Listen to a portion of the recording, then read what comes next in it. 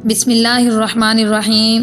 السلام علیکم ناظرین، آپ اس وقت موجود ہیں داستان چینل پر۔ آج ہم آپ کی خدمت میں حضرت یونس علیہ السلام کا واقعہ پیش کرتے ہیں۔ حضرت یونس علیہ السلام اللہ کے نبی ہیں۔ آپ کا تعلق حضرت ابراہیم علیہ السلام کے خاندان سے تھا، تو یہ اسرائیلی نبی تھے۔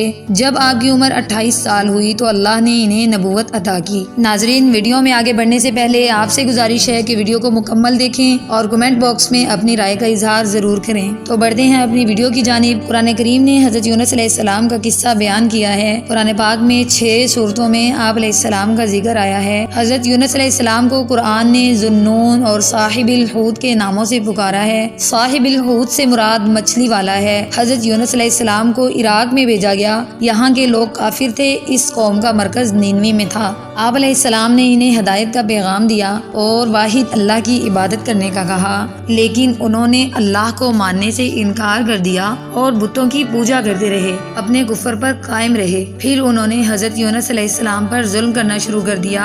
حضرت یونس علیہ السلام ان کے مخالفانہ رویے سے مایوس ہو گئے اور ان سے ناراض ہو کر 3 دن میں عذاب الہی کی بد دعا دے دی۔ پھر وہ دن آنے سے پہلے ہی اللہ کے حکم کے بغیر اس علاقے کو چھوڑ کر وہاں سے نکل گئے۔ وہاں کے لوگوں نے جب عذاب کے آثار دیکھے تو پھر آپ علیہ السلام کو تلاش کیا، مگر وہ نہ ملے تو انہوں نے اللہ سے توبہ کی تو اللہ نے عذاب ٹال دیا۔ اللہ نے حضرت یونس علیہ السلام کو جانے کا حکم نہیں دیا تھا، مگر وہ وہاں سے چلے گئے۔ اللہ اس وقت تک لوگوں پر اپنا عذاب نہیں بھیجتا جب تک وہ آخری وقت تک اللہ سے توبہ نہیں کرتا۔ چونکہ حضرت یونس علیہ السلام وہاں سے چلے گئے تھے، آپ علیہ السلام فرات کے کنارے گئے اور کشتی میں سوار ہو گئے۔ کشتی لوگوں سے بھری ہوئی تھی۔ جب کشتی نے اپنا سفر شروع کر دیا تو کشتی اونچی لہروں سے ڈوبنے لگی۔ لوگوں نے وزن کم کرنے کے لیے اپنا سارا سامان پانی میں پھینک دیا، مگر پھر بھی کشتی ڈگمگا رہی تھی۔ تو وہاں موجود لوگوں میں سے کسی نے کہا کہ کوئی غلام اپنے آقا سے بھاگ کر اس کشتی میں سوار ہو گیا ہے، جس کی وجہ سے کشتی ڈوب رہی ہے۔ اگر ہم چاہتے ہیں کہ کشتی نہ ڈوبے تو اس کو کشتی سے پھینکنا ہوگا۔ اچانک حضرت یونس علیہ السلام کو لگا کہ وہ وحی کے بغیر وہاں سے نکل آئے تھے، تو کہنے لگے، میں ہی وہ غلام ہوں جو اپنے آقا سے بھاگ آیا۔ لیکن انہوں نے بات نہ مانی اور کہنے لگے، آپ تو نیک انسان ہیں، یہ کوئی اور ہے۔ اس کا پتہ کرنے کے لیے ہم قرآن اندازی کریں گے۔ تو انہوں نے قرآن اندازی کی تو 3 بار حضرت یونس علیہ السلام کا نام نکل آیا، تو اس پر انہیں یقین آ گیا اور آپ علیہ السلام پانی میں کود گئے۔ تو اللہ نے ایک مچھلی کو حکم دیا یونس علیہ السلام کو بغیر نقصان دیے نگل جائے، تو مچھلی حضرت یونس علیہ السلام کو نگل گئی۔ جب مچھلی کے پیٹ کے اندر اپنے آپ کو زندہ پایا تو پھر حضرت یونس علیہ السلام نے اپنی غلطی پر ندامت کا اظہار کیا اور اللہ سے توبہ کی۔ ان پر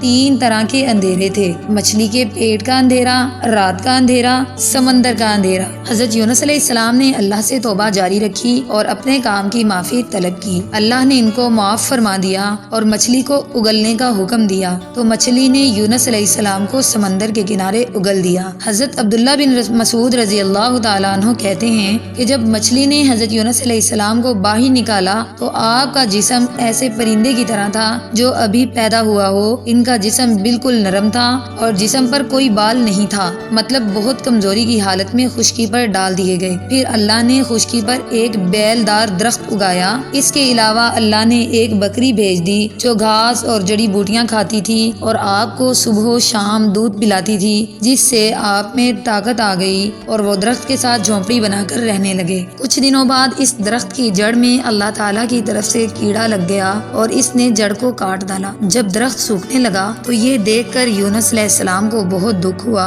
تب اللہ تعالیٰ نے وحی میں فرمایا، اے یونس، تم اس بیل کے سوکھنے پر کتنا دکھی ہو جو ایک حقیر سی چیز ہے، مگر تم نے یہ نہ سوچا کہ جس جگہ کو تم چھوڑ کر آئے تھے وہاں کی آبادی 1 لاکھ سے زائد ہے اور ان کے علاوہ جاندار بھی رہتے ہیں۔ ان کو بربادی کی تمہاری دعا مجھے ناگوار لگی۔ تم وحی کا انتظار کیے بغیر قوم کو بد دعا دے کر ان کے درمیان سے نکل آئے۔ ایک نبی کی شان نہیں تھی کہ وہ قوم کے حق میں عذاب الہی کی بد دعا کرتے اور ان سے نفرت کر کے جدا ہو جاتے۔ یونس علیہ السلام بستی سے چلے جانے کے بعد وہاں کے لوگوں کو یقین آ گیا کہ وہ اللہ کے نبی ہی تھے، جس سے ان کے دل میں ڈر بیٹھ گیا۔ وہ لوگ آپ کو تلاش کرنے لگے تاکہ ان سے معافی مانگ کر ان کے ہاتھ پر بیعت کی جائے اور اللہ سے بھی استغفار کیا جائے اور دعا کی کہ اللہ ان کو عذاب سے محفوظ محفوظ رکھے۔ اللہ نے ان کی دعا قبول کی اور ان پر سے عذاب ٹال دیا۔ حضرت یونس علیہ السلام کو صحت عطا کی، اللہ نے انہیں واپس اپنی قوم میں جانے کا حکم دیا۔ وہ واپس نینوی چلے گئے، وہاں کے لوگوں نے آپ کو دیکھ کر خوشی کا اظہار کیا۔ پھر باقی زندگی حضرت یونس علیہ السلام نے وہیں گزاری اور ان کا نینوی میں انتقال ہو گیا۔ جی ناظرین، یہ تھی آج کی اسلامک ویڈیو۔ مزید ایسی اسلامک اور معلوماتی ویڈیوز دیکھنے کے لیے ہمارے چینل کو لائک کریں، سبسکرائب کریں اور کمنٹ باکس میں اپنی رائے کا اظہار ضرور کریں۔